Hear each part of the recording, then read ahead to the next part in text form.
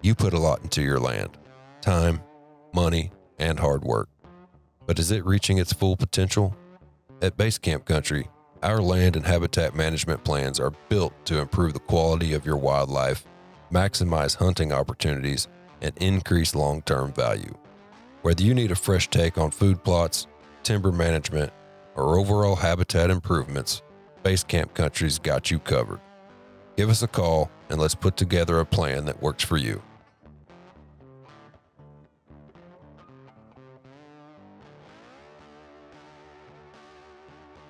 If you've ever dreamed of owning your own piece of the great outdoors, now's the time to make it happen. Basecamp Country specializes in buying and selling hunting land, farms, and ranches, and we understand the land and the people who love it. At Basecamp Country, it's more than just dirt, it's a lifestyle. We are land professionals, outdoorsmen and women who know what it's like to walk the woods and work the land and chase big dreams. Whether you're selling property or looking for your own getaway spot, we are here to guide you every step of the way. And hey, if you're looking for more than just land, ever thought about a new career? Basecamp Country is hiring new and experienced agents across the country. So if you're passionate about the outdoors and want to build a lifelong dream of doing what you love, we've got the tools and training to help you succeed. So whether you're buying or selling real estate or starting something new, like a new career, head on over to basecampcountry.com and see how we can help you. And remember, here at Basecamp Country, it's more than just dirt, it's a lifestyle. Welcome to another episode of the Basecamp Country podcast. My name is Kix Nelson. I have a co-host with me by the name of Tom James. Tom, how you doing, sir? Doing wonderful. Hello, man. Good. We got Mr. Frank Brock with us. He's a habitat design specialist with Morse Nursery. Morse Nursery is a family-operated business based out of Indiana, and they specialize in high-quality fruit and nut and berry-producing trees and shrubs, specifically designed for wildlife food plots, orchards, and habitat enhancement. They serve landowners, conservationists, and wildlife managers nationwide, and they offer nationwide delivery on all their products. So, Frank, how you doing, sir? Doing well. How you guys both doing? Pretty good, man. Well, talk to us a little bit about Morse Nursery and tell us how you guys got started and give us a little history there. Yeah, so Morse Nursery, originally we're out of Michigan. And what's different about us compared to other nurseries is that our genetics have been built from the ground up. So they were actually planted on our Battle Creek location property almost 30 years ago by the original nursery owner, Charlie Morse. And he started with the habitat design at that time as well, with laying out that property. So it's really a model property for us. But the reason I bring that up is we have all the parent genetic trees on that property. So when you buy a product from us, or I tell you, hey, plant this tree in this area, it's going to replicate and produce exactly the way that parent tree does. So that means we can get it down to a science of late season food, early season food, mid season, as well as like nutrition wise, just creating a better food source all around. How long have you guys been in business doing that, you said? It's been about 30 years. 30 years. Yep. And it was started by Charlie Morse, you said? Charlie Morse originally. I actually handle everything on the hunting side for the nursery. I've been very familiar with the nursery for a long time, having just been a wildlife nut for so many years. And obviously Morse Nursery is a kind of a widely recognized brand name and highly respected, but it's kind of cool that there's a Indiana component to it as well. And being a homeboy, I know we're only probably from my farm to Morse is probably an hour and a half, maybe. So Frank and I were just speaking, back here in July about all the additional things that I've been implementing at my farm. The nursery and the orchard aspect of it is the missing kind of last key component. So I'm going to be having Frank help me fill in that last little gap, and we're excited we're going to convert a 2-acre little old pasture into a fruit orchard. And I've got another little spot on the other side of the property that's sort of just an odd spot that's irregular, but it's going to be another little nice, cool little opening. And we can kind of spread out some of the, the deer usage of the property by having some orchard areas in a couple different spots on the farm, and maybe even be able to use some diverse types of trees for different types of timing and things as far as the drop. But what's most intriguing to me is how you can really dial in specifically with their plant genetics and the history of how well they know their tree stock is Frank has told us how he can tell you this apple is going to drop in October, this one's going to drop in late November, and you can sort of design. I don't want to steal your thunder, Frank, so please stop me if I get too far down the road No, here. you're fine. But he can really help design your property with timing of fruit and mass drop. And that's something that's kind of just a whole new level, deeper level of understanding plant physiology and how your deer utilize your property and benefit and capitalize on those features. But Frank, as many times as I've talked to you here in the last few months, I don't know that we ever talked about home. Where's home for you? Like, where are you originally from, and maybe a little bit of your background, because you're a sharp ass guy, excuse my language, when it comes to that stuff. And I just think I admire people that know their trade as well as you do. So tell us a little bit about your background. Yeah, so I'm actually from Morgan County, Indiana. That's where I still live. Have property at 2 different properties that I actually hunt, manage. But when it comes to like the tree, my thing is tree genetics, mainly chestnut, nut bearing, and fruit trees. So I learned a lot of that from the original owner Charlie Morse, and as well as just other old timey guys that have a lot of information that I've been blessed enough to be around to kind of soak that knowledge up. Because when it comes, and you kind of hit on it, a lot of people can do the TSI work, they can put the food plots in. I know this is kind of a more permanent deal that if we get in the right spot, we can have food like you mentioned, August all the way into January, February in some cases. So we can really look at a property and say, hey, are you surrounded by a bunch of soybeans? They're going to be down in October. What else is around you? What's really, at deficit around you? And how can we maximize that late in the season for, say, with, an October to January apple, a November, December chestnut, or even a persimmon that can go from October to January. Very cool. So I actually go across the country for this. I do it virtually as well with, the technology we have with Onyx, Spartan Forage, the LiDAR and all that. A lot of this stuff can be done virtually, but I do actually travel to properties in person, and I'll be honest, it's my passion. It's probably the most enjoyable thing to see what someone else is working on towards that goal of a bigger, overall whitetail deer. And to be able to kind of influence that a little bit and help push them in the right directions is huge for me. So I'll actually come out to properties. We'll track the whole visit and walk that whole property or side by side it, depending on the size. I've done anywhere from 5,000 acres down to 20 acres. So there's a lot of versatility in there, different property types and what you can expect. But our whole thing here is designing a property that's focused on enhancing what you've already done. So, sometimes I get to a property, it's fully wooded, like in southern Indiana, and, we're creating openings that can lead to being food plots. Or, I get to a property that already has those food plots established. It's not so much competing with the food plots, but it's, again, how can we make those better with the fruit and nut bearing trees, as well as, building up bedding and thicket areas with our shrubs and stuff that, again, is going to be more permanent. And in most cases, really trying to create a legacy for that landowner on their property that their children and grandchildren can also hunt under the same tree that grandpa planted, for instance. So when you do a custom consultation job, let's say you travel to that place, and what does that consultation session look like, if you will? So you show up on the land, and then what? Show up on the land, and I'm really looking for the landowner to show me, depending on how long they've owned the property. I've been in some situations where the guy just bought it, and we're actually checking it out for maybe the second or third time with them. So that's a really kind of a blank slate kind of visit. But some times I get to a spot that's very well defined where they might have 20 different food plots. I'm going to ask that the property owner take me around to these spots, show me stand locations, where they've seen travel, water holes, basically the whole gamut of what they have going on, entry, exit.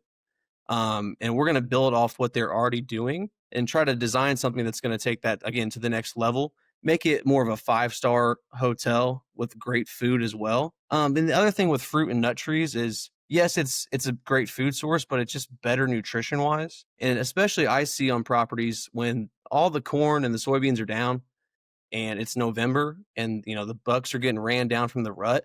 If you can provide that, high sugar content with a persimmon in December, you're going to draw more activity, even to a property that might be half the size of another. But from that, once we leave the property, it's more so of getting back with the customer with what we are going to initiate design wise. We can make this an August area, this food plot in October, November drops food source, and then even a later food plot with trees. And after doing so, we can then start implementing that, which when you're working with me, you get a direct discount with the nursery on fulfilling that plan for the life of the plant. That kind of sets you guys apart from most nurseries, I guess. And you don't see a whole lot of nurseries that offer the habitat design services like that. So is that kind of a growing in demand product you guys are offering, or is it something you have been doing for a long time? So, I mean, it comes down to, again, we're a very niche nursery. And most of these guys who are having me out are large private landowners. This is mainly a recreation property. They're just looking to increase the habitat, bring their buddies out on weekends for hunts. So it really aligns with kind of, building and flipping, almost like a remodel of a house, but remodel of a habitat. And again, with the trees, it's not something you have to come back and do over and over again. So we are seeing more of a demand of understanding, how can I plant something that it can create a long-term fix, like I said, for my family to hunt over and over again. So I think we get a big draw from that too, because a lot of nurseries buy from us as well, wholesale. But a lot of nurseries are buying their stock from different sources, trying to find the biggest tree they can. Whereas we actually are growing our own stock. And like I mentioned, taking limbs, sign wood from fruit trees and grafting direct clones. So we're giving you a top tier product. And then, we have a whole safety thing behind it too. Because a lot of these guys, as you guys well know, selling land, a lot of these guys might not even live in the same state sometimes. They could be a couple hours away from the property. So last thing we want to do is set them up for failure. So if we can get our trees established on the property through year one with our survival kit, we usually see around a 92% success rate with the trees. I know you do a lot of that habitat design stuff. Have you had a chance to jump in with Morse Nursery on any of that yet? I have not. It's sort of one of those missing components, as even on my own property, that I can dedicate an area and say this would make a great orchard area. And I can even dictate spacing and orientation and all that because of my landscape architecture background. But what I don't understand are the key specifics to those trees and their individual characteristic. That's where Frank is a wealth of information and really knows that. And I'm really curious to have him take a look at mine and help me strategize for a plan. So the other thing I was going to talk about, you just mentioned it, is your survival kit. A lot of people think when you're planting trees in an area that you may not be able to visit, like you said, once a month or maybe even longer, that you're in real big trouble not being able to carry 5-gallon buckets of water out to your trees or water them off of the tank off the back of your four-wheeler. But I was really impressed with the video presentation that you put together for our team and describing that success rate of that survival kit. And a big component of that was the weed matting in the shelter, and how that moisture, I guess you would say, protection allows it to almost continue to rehydrate itself just because of the characteristics of condensation and things like that. Can you elaborate a little bit more on that for us? Yeah. And again, we're trying to provide, a product that's not, that's going to be maintenance free or as maintenance free as possible. So what we include in our tree survival kit is what we call it.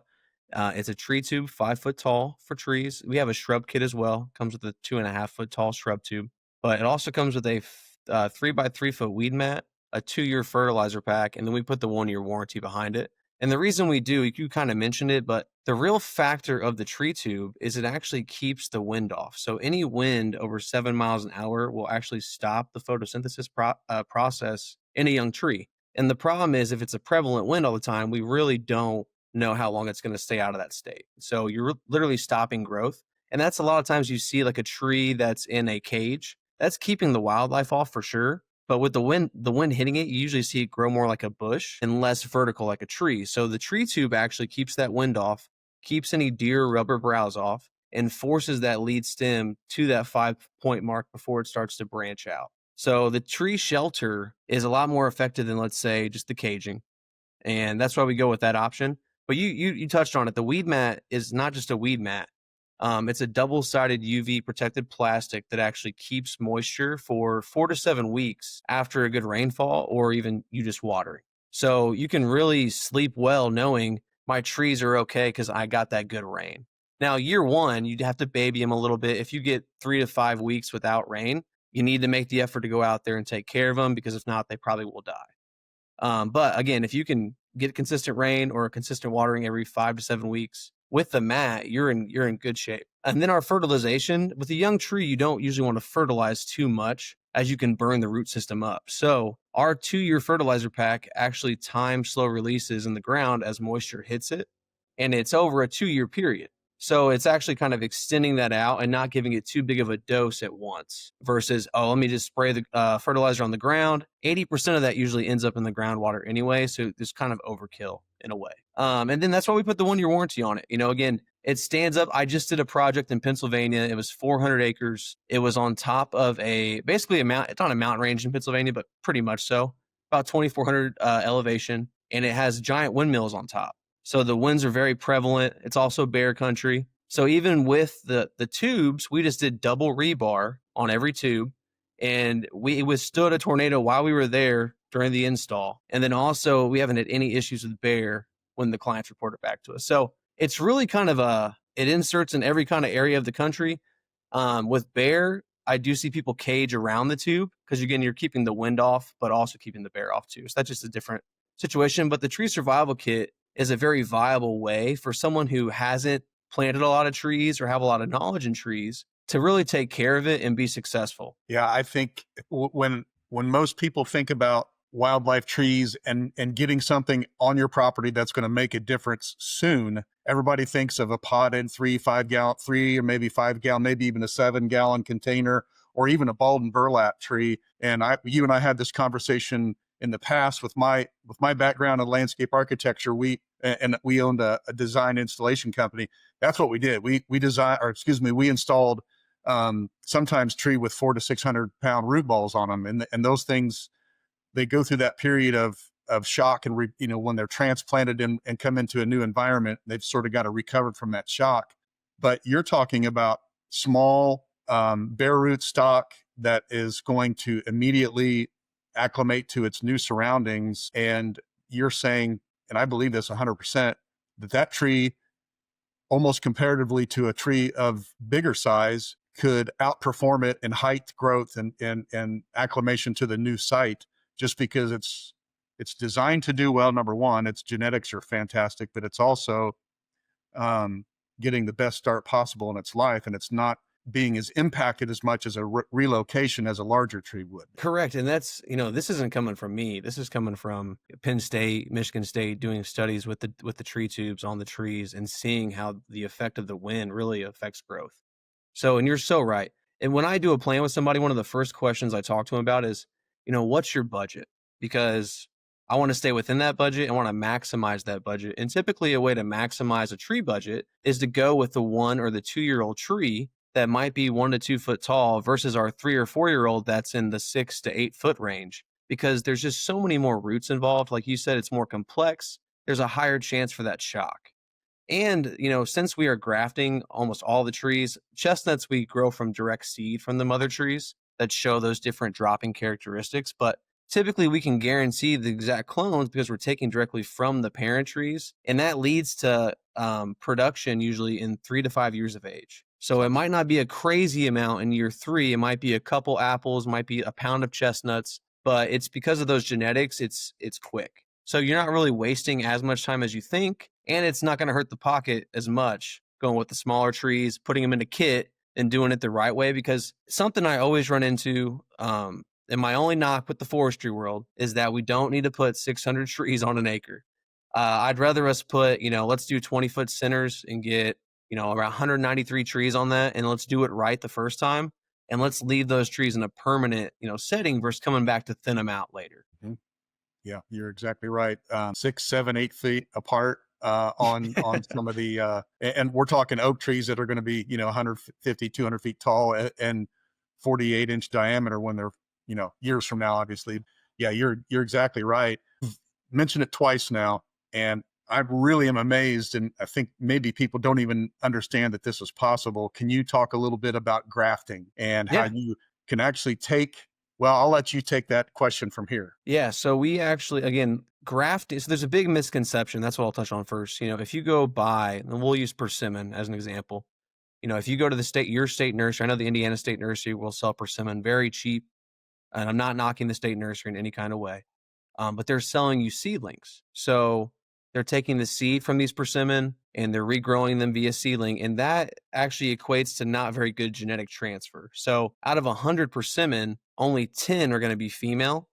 And for a wild persimmon to produce, you actually need a male and a female. So if you guys are anything like me, I'd buy 20 of them and it'd be all males and I wouldn't get any production. So like for instance, when we graft our persimmon, we have known self-pollinating female trees like our candy persimmon, our magnet persimmon, where we can actually take a limb off the mature tree, graft it to I think we use usually like a pear rootstock for persimmon, and then it'll lead to a direct clone of that mother self-pollinator. So now, versus you hoping you have a male and a female in the mix, you have a self-pollinating female persimmon tree. And also, it leads to better tasting fruit. It also leads to quicker production. For instance, not just in a persimmon, but let's say a crabapple tree. If we have a grafted Nova Scotia crabapple versus a seedling Nova Scotia crabapple, the grafted will produce in that 3 to 5 year window. The non-grafted will be in the 5 to 10 year window, and it also will not taste as well from an edible standpoint. Obviously, the deer don't care as much as we would, but it does have that different factor of it, being an exact clone. How long does it take, from the time you plant one of these things in the ground until you start seeing some results out of them? So typically with all of our genetics besides the oaks is 3 to 5 years of age. So for a chestnut, for example, it's about a pound of nuts in year 3 to 4, and it'll double every year after that till full maturity around 15 years. So it's going to be building up every year. That's the beauty of the trees. You plant this apple tree, a 2-year-old apple tree this fall or next spring. In 3 to 4 years, you're going to have a nice couple bushels of apples falling from that tree, and it's just going to get bigger if maintained correctly with some selective pruning, which isn't hard. You can really make that tree a bigger habitat tree that's going to drop that food source longer over a period of time versus just. And here's my favorite thing with you mentioned the ball and the burlap and like kind of the box store potted trees. They're going to put those on dwarf rootstock. And the reason they do that is in a commercial apple setting, let's say, they don't want to have the expense of ladders, the chance of someone falling, reaching for a higher apple on a tree. They want small 8 to 12 foot trees that are bending over, giving easy to pick. Well, in our world and habitat, we want a bigger, larger tree. That's why we use semi-standard and standard rootstock on all of our fruit trees, typically M111, which does better in drier conditions. I know I'm throwing a lot of tree stuff out there, but we do that because, again, we want a bigger, 25 to 30 foot fruit tree that's, again, going to produce longer over time. As you guys know, a deer is smart enough to stand up on his back feet and eat the apples they can reach. So if your tree is only so tall, I've seen them clear a pear tree out in a night. So if we can make a bigger tree, they're going to keep coming back to check that tree as fruit or nuts fall over time. Another question for you regarding, you mentioned crabs a moment ago. Can you explain, and I know just enough about this to be dangerous. This is going to help me with my own project, but crab apple trees implemented into an orchard can help you get pollination on apple trees or different types of fruit, because I've heard that is something that you always want to add. And can you clarify that? Yes. So standard protocol, let's say like for a commercial apple orchard, it's usually 1 crab apple per every 9 apples. And the reason they do that is because crab apples have over 1,000 times more flowers for pollination. So they actually bring the bees more into that tree, and then they can find your surrounding fruit trees. So they won't directly cross-pollinate with, let's say, a pear tree, but it'll bring the bees in that can do that work for you between the apples and the crabs. Got you. And then what's different, like I mentioned Nova Scotia crab, our crab apples, that's probably 4th or 5th on our list, but it's a great way not only to produce pollination, but our crab apples are actually 2 to 3 inch apples. So they're bigger, not like the small little crabs you might see in the landscaping world.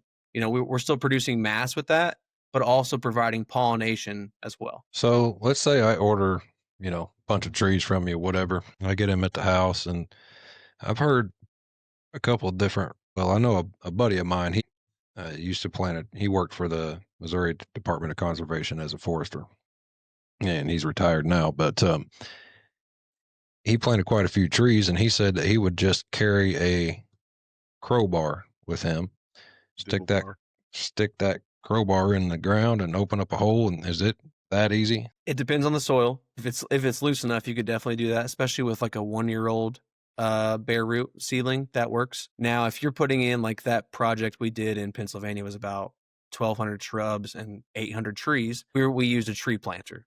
So something that you can put the trees in quick. The hardest part of a planting that size and habitat is putting the kits on. But we have 2 different types of tubes. So if you order our Miracle tube, which is a fully formed tube, you can actually just slide that over the tree. Makes for a faster planting. But it is. I always tell people, if you don't have help, don't do more than 60 trees year one, because you're gonna blame me and act like I'm the one who told you to do so many. Yeah. Coming from somebody that has pulled a tree planter a few times, I've always asked a few buddies to help me, and I feel like I owe them money after we're done. It wasn't more than just a good time helping Tom on the farm. But yeah, that's efficient. And for this upcoming orchard that I'm going to do, I'm almost thinking a 12-inch auger on either a 2-man post hole type digger auger or on the back of my tractor auger, and just punching the holes in. So we've got that loose, crumbly dirt that's real nice to backfill and get a good soil, not compaction, but tamping it in, get the air pockets out.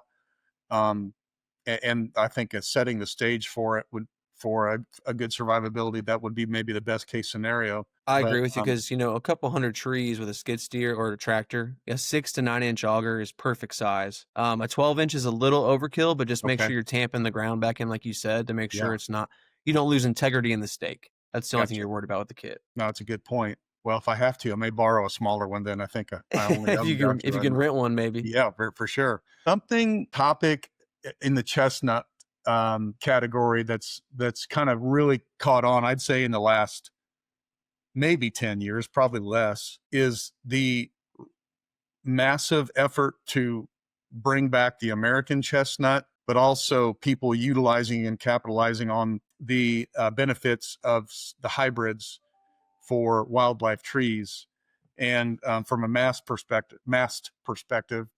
Mm-hmm. And I was just curious enough about it that I started researching and reading about the American chestnut, and how at one time our eastern forests were so populated with massive giant chestnut trees that they said a squirrel could walk across from New York to whatever, the Mississippi River, and never touch the ground in some areas, because the chestnut trees were so plentiful. And they were sort of dubbed to be the perfect tree in all aspects, because it had remarkably good hardwood.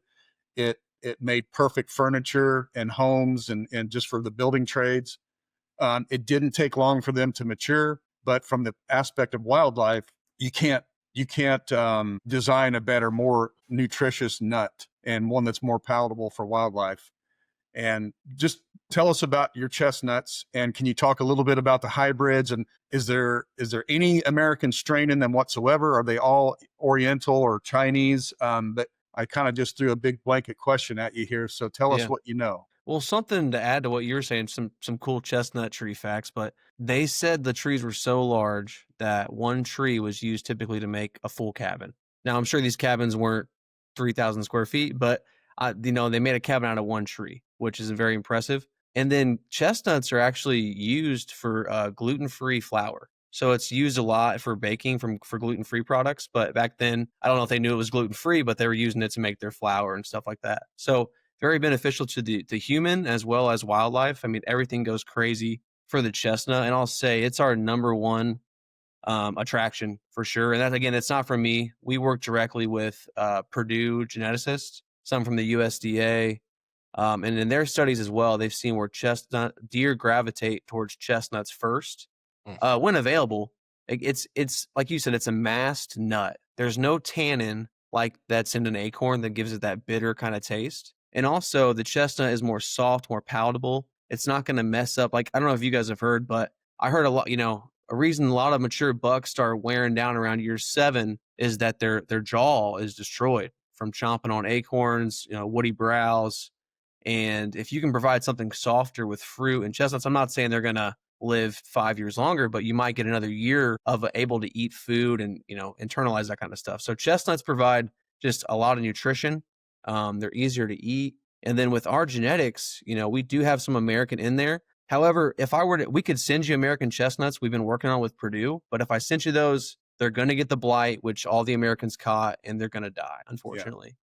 That's why we say go with, an American hybrid. It's got enough Chinese in there that it's going to be blight resistant. And that's like the typical thing. So a lot of people say Dunstan chestnut, and that's just a trademark name for an American Chinese chestnut.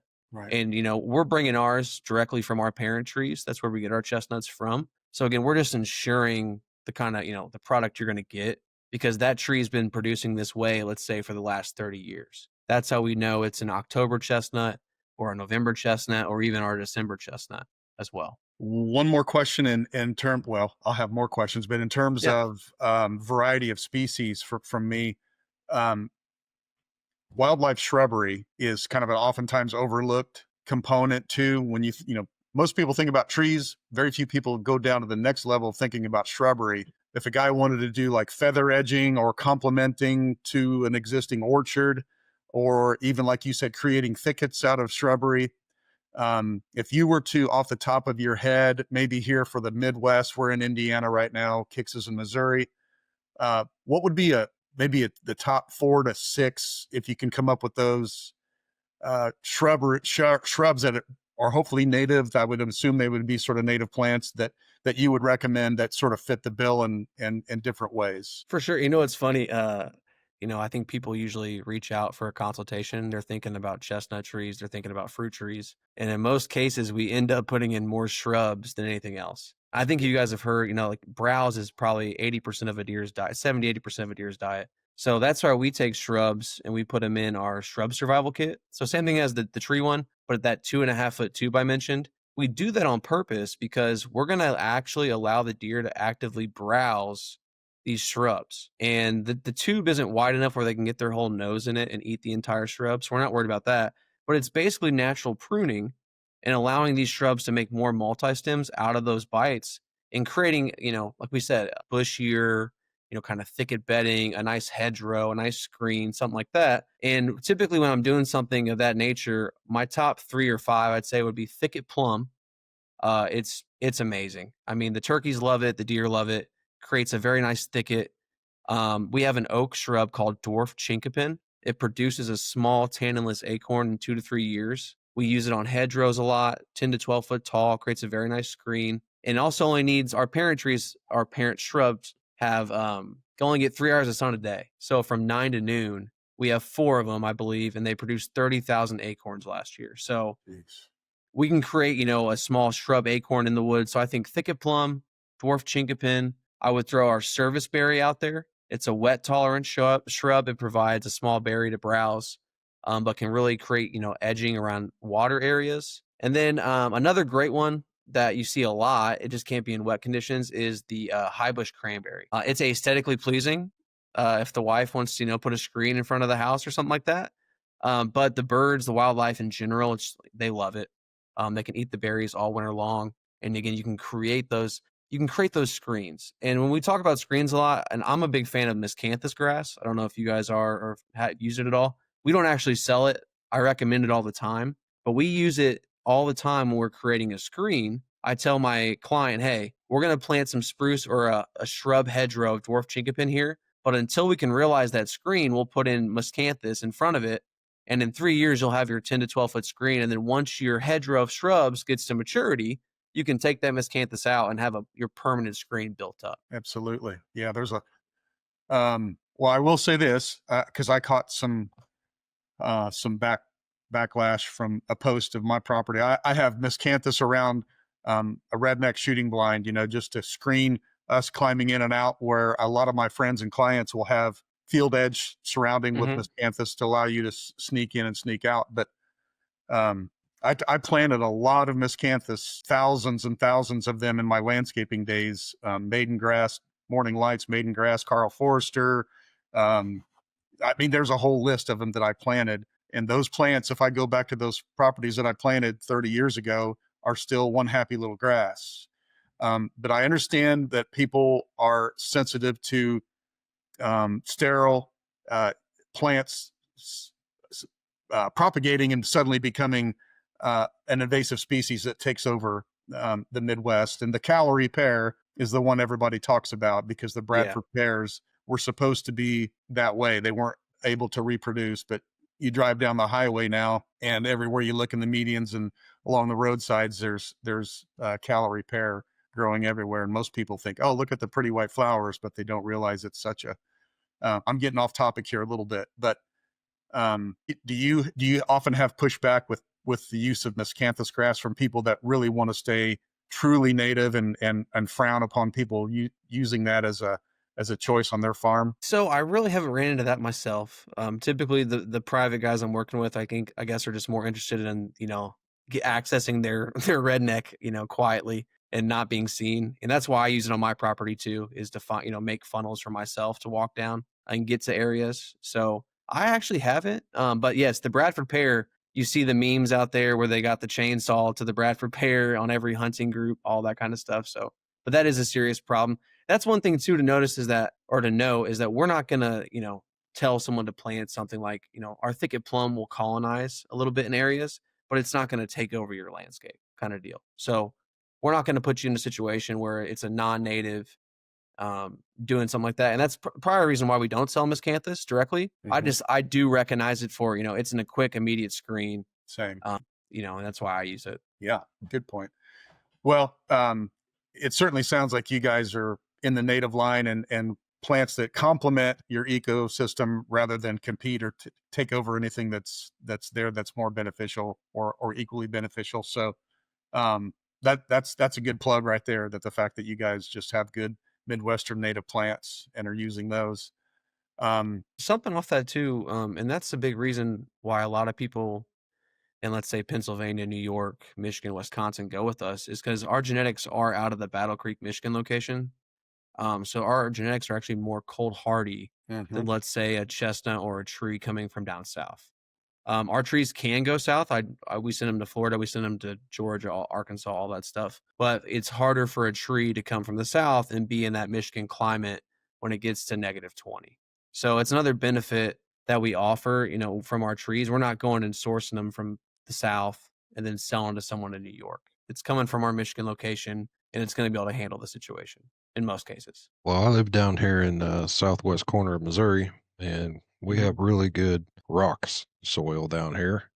Can you That's grow great for anything on the chestnuts. rocks? Chestnuts love a well-drained soil, so Do they? that can be a great option for you. Yeah, they love, like, ridge tops, mountainsides kind of deal. So depending on how rocky, obviously if it's straight rock, then you're in trouble. But yeah, chestnuts would be a great option. Look into some of that. Let's talk a little. Whereabouts in Missouri? I'm in no, Springfield, Missouri, just outside of Springfield, about 10 I've miles. hunted there a couple times. Just north of Springfield. I think it's Farmersville, maybe.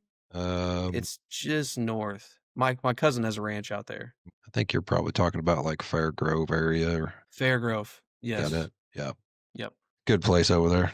It's getting bigger Sure. and bigger.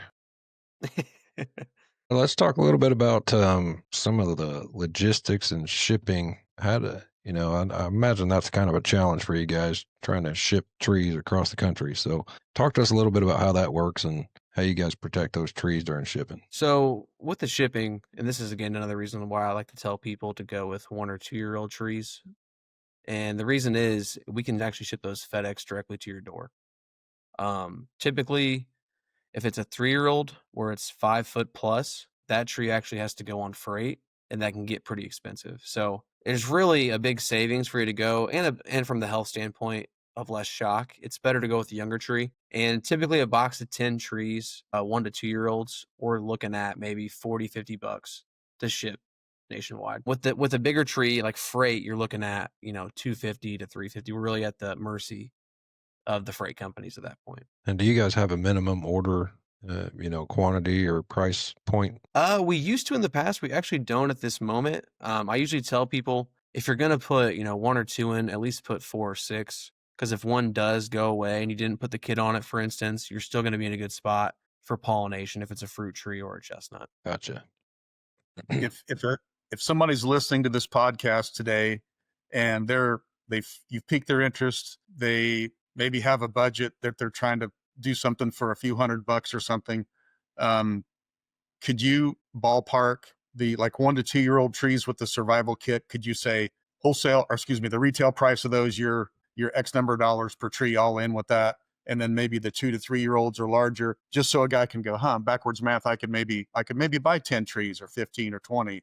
And could you give a little bit of an idea what that might look like? For sure, yeah. So if you're looking at, let's say, 10 trees, you can probably estimate that to cover about 4,000 square feet on 20-foot centers. So it's not going to take up as much room as you think. And then, we actually have habitat bundle packs that I've helped design personally. So that way, if you can't afford to have me come out and do a consultation for you, you can go to our habitat bundles on our website, morsenursery.com, and actually select stuff that I've created for other properties that's in a bundle form. It has the stuff it needs for pollination, and it includes this tree survival kits. So if you did something like our all-season chestnut pack, it's 10 different chestnuts. You get 2 of each of the drop times, August through December, and then you get the 10 kits. But that will run you around $250 to $300.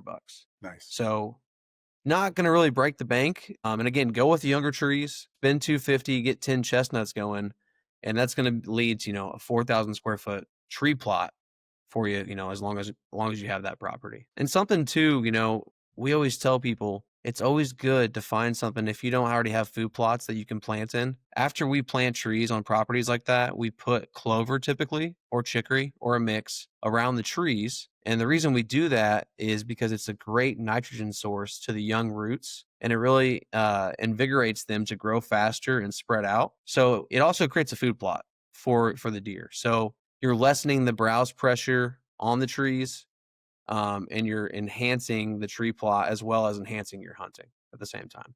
And it's just, you mow it 2 or 3 times a year, depending on how much rain we get. And it's easy maintenance, if you can reach that area, of course.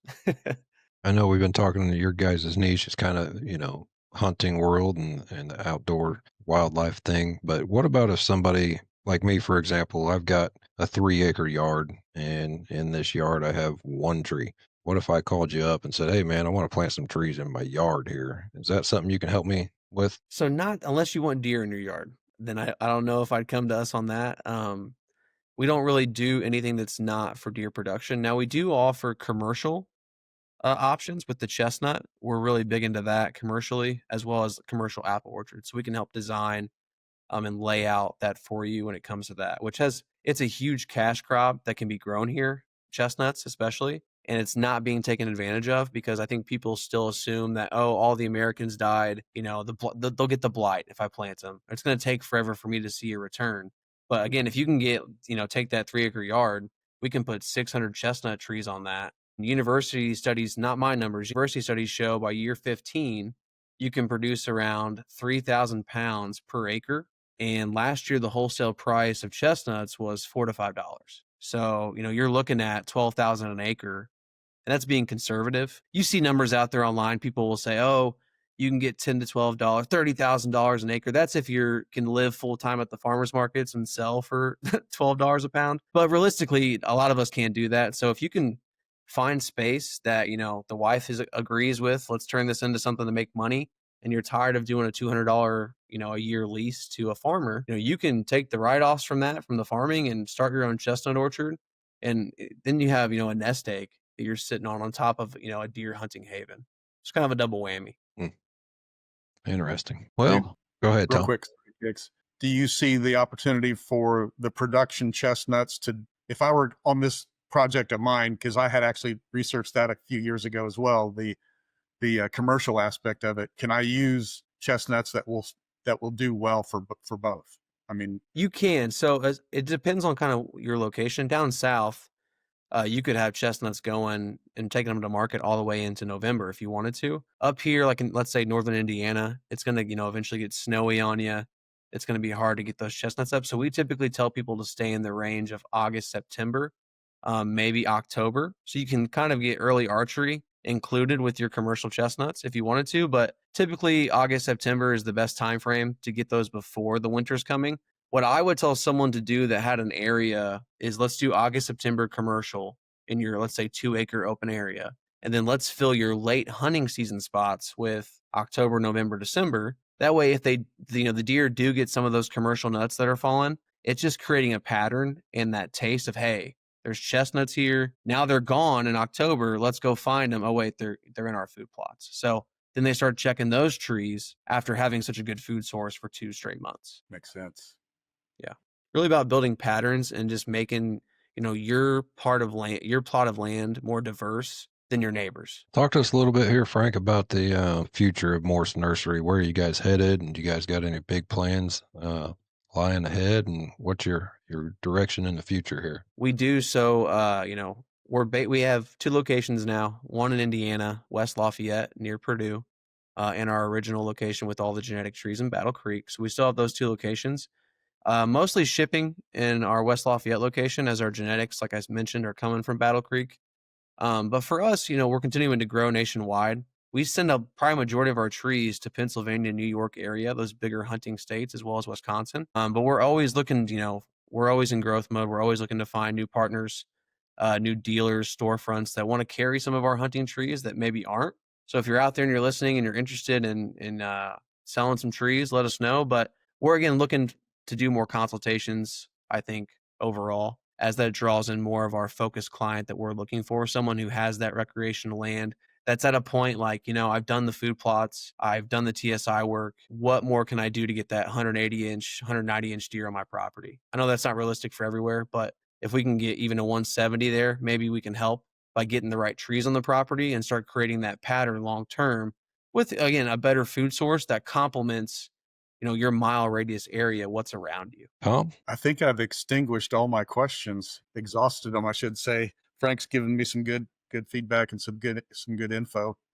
Well, I guess this is worth talking about. I told you on our initial phone call that from my past life, we always shot for a fall planting season because some of the ornamental trees that we were putting in the ground couldn't be dug until the fall time. So availability was one thing. And then you wanted to get them in the ground to satisfy the customers as soon as you could when they were available. So we did fall plantings, and sort of the mindset there was you're putting these trees in the ground as they're going asleep and they wake up in their new site.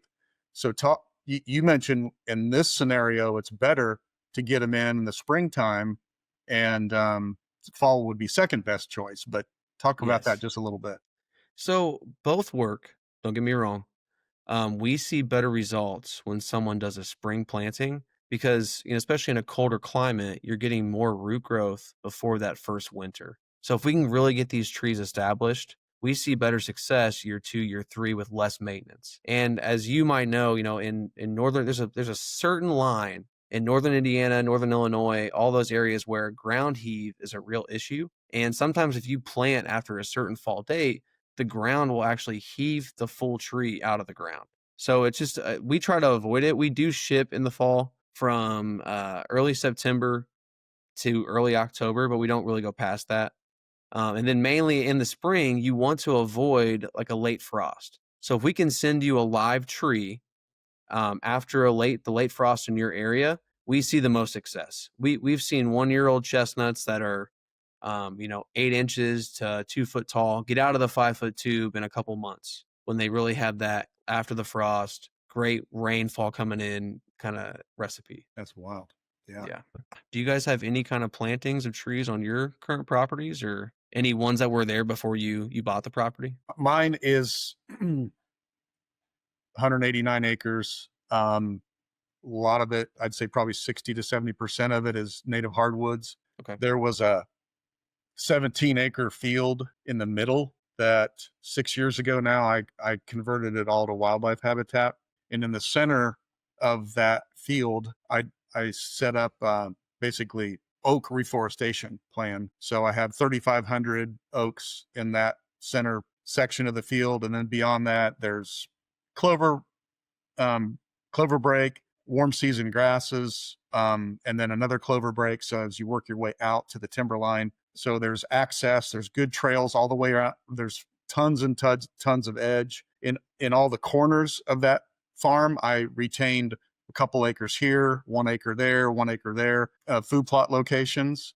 But I don't have any fruit and mass trees whatsoever. Well, I shouldn't say that. In that 3,500 oak hardwood planting, obviously not all of them are going to survive. So as I was noticing gaps where I had some mortality, I think all the chestnut trees that I planted were given to me as gifts from buddies. And one of our guys on our team, Dean Brandt in Richmond, Indiana, has access to a very productive, I'm assuming it's a Chinese hybrid. And he's actually he enjoys doing it. He'll gather several hundred of them and I call him hatching. He's hatching trees and growing them into a little 1 gallon pot, and he gives them away as gifts and stuff. And it's pretty cool. So those I probably have 10 or 15 of those scattered throughout that 3,500 tree area. And last year was the first year I saw burrs on we had a few chestnuts, and I was out there just this weekend, and there's, like you said, twice as many on some of those trees now. Yep. Yeah. Yep. And they're 6 years old. So a little bit longer, but hey, that's the other beautiful part of it. Once you get the trees established, you can, generate your own chestnuts to give to people and plant yourself, do stuff like that. The only thing I'd say, it sounds like you got it going on with your design background and all that. Even some of those spots, another great option would be persimmon if you have any more die out, because they'll still grow to that kind of, slimmer height for you. And they mix great with the chestnuts and the oaks. Great. Do you handle any of those larger, the chestnuts like the fuyu, or any of those that just get gigantic fruit size on them? The persimmon, we don't. So the fuyu Japanese, we don't do any of those. All of ours are going to be American self-pollinating persimmon. That's cool. So the smaller, round, like mandarin orange grape kind of size. Right. And we have a lot of those. I shouldn't say a lot of those, but I have, over the years, I've been spotting some fruiting females on our property. Nice. And my sons-in-law and I, we gather those when we can, when we're out there, and we're making persimmon cookies and persimmon pudding and stuff like that. So you're from Indiana. You see there's signs everywhere for the persimmon wine, the persimmon pulp, whatever you need. Persimmon ice cream is common. Oh, yeah. Yeah. Well, I'm the exact opposite of Tom. I have 26 acres over here, and say about 18 of that is covered in natural hardwoods, oaks, and there's a few persimmons out there, not very many. And then the other 8 of that acres is just an open pasture ground, we used to run cattle and some horses and whatnots back there. And I'll be honest with you, it's been sitting for a long time, and it needs a lot of work. The whole property needs a lot of work. But I've been recently debating on what I'm going to do with especially that open pasture area back there, because we don't run cattle or horses on it anymore, and it'd be nice to have something going in there. There you go. It's not really unfortunately, it's not really we have some wildlife habitat out there, but not very much. It's just 26 acres, and unfortunately it's surrounded by houses on, all 4 sides of it pretty much. So Gotcha, okay. Really hard they can get in there, they can sneak down through the hollers and hills, and, there's a couple of does I know that live out there and been out there consistently. But as far as like turkeys or anything like that, we just don't have anything out there. And I don't know that they would come in, just because there's no real good way for them to get in there. So to get in, yeah. Yeah. Planting some kind of tree that would, have some good performance in 15, 20 years and maybe able to make some money might be a pretty smart idea. Well, with your kind of soil in that area, I think the chestnut, and you could always, if you wanted to try 1 or 2 out from us and see how they do the first year before you went in like that, we could definitely set you up to check them out with a kit and see how they do before you go all in and actually invest in that. Mm-hmm. But you're totally right. If you can, I know it sounds like very hard access, but if you can create where you're the only guy with chestnuts in the area, they're going to find a way to get there. And we always joke, there's a pear tree in our uncle's backyard, and there didn't used to be houses around it at all, and the deer would always come to it. And now there's rows and streets of houses, and the deer still find their way there, jumping the fences. They still know how to get there. So even just a little bit with a self-pollinator like a Kiefer pear or a persimmon, you can bring in deer just by putting 1 tree in your wooded lot. I have to look into that.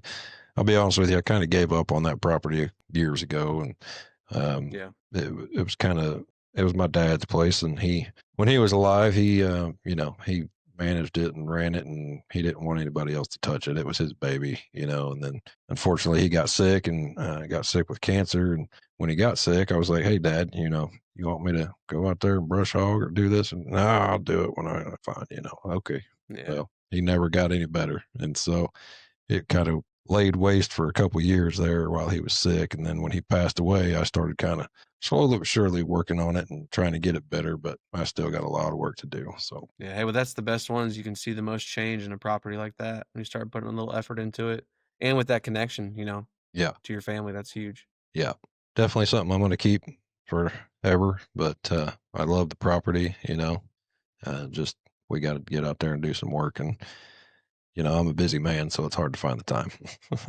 For sure. All right. Well, Tom, you got any final thoughts here? Only just to say you ought to put that into production chestnut farm, and you'll be making a lot of money in a few years. Well, on that's that acre. after he mentioned that, that's exactly what's rolling through my head. So There you go. Yeah. Get them going, and they'll keep producing. there's a guy down the road from me. He planted, I don't know, probably 10 years ago. He planted, man, I don't know, 200 oak trees out there on his place, and it's been kind of neat to see him, to watch him grow up and see how he takes care of it. It's pretty neat. So I think he's planning on selling them or something. I don't know what his game plan is, but he's got a bunch of them out there. I've got oak trees this year for the first time I shouldn't, there was a few scattered ones, but out there driving around, we've had so much great moisture this spring and some good heat. I've got oak trees that are, 4 to 5 feet over my head now, and 6 Really? years old. And I knew I was biting off a slow,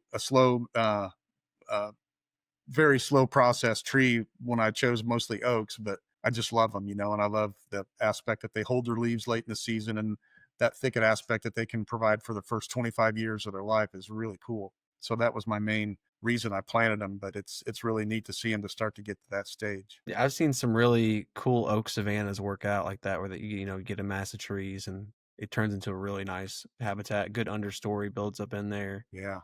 And it really takes hold. That place is down here. It's just half a mile from my land down here. And next time I drive by it, I'll swing in there, take some pictures of it, send it to you guys. It's pretty neat. I bet. Yeah, please do. Well, if I can ever get both of you down here to take a walk on my property, we're gonna make that happen. You guys help me out. Sounds good, man. All right, guys. Well, Frank, thanks for jumping on here and joining us on the podcast today, taking time out of your day. We appreciate it. Yeah, appreciate you guys too. Great conversation. Yeah, man. Same. Really appreciate all the good insights. Thank you. Tom, I know you're a busy man, so thank you for jumping on here as my co-host. I enjoyed every minute of it. Awesome, guys. Well, guys, thank you for tuning in to this episode of the Base Camp Country Podcast. Don't forget, it's more than just dirt.